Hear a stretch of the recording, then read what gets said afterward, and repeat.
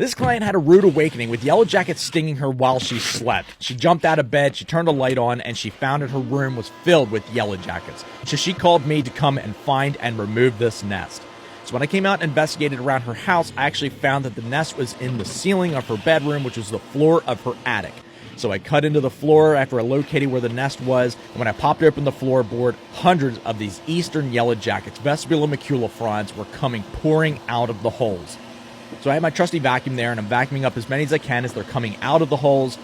But unfortunately, they still fly around the room. They go right to the window, and I vacuum them up from there. But you can see inside of this space how it's just packed with envelope and comb. This was later in the season, so they actually released a lot of queens and males as well. So there wasn't just workers in here. There was the original queen, a bunch of new queens, a bunch of males, and a ton of workers. So I vacuum up inside this space as I'm pulling the nest out. That way I'm catching as many of the workers and things as I can. And just look at the size of this nest. It was absolutely massive, and it was packed with larvae and pupae. And of course, down inside of this space, there's a ton of envelopes, so I just had to vacuum that all up.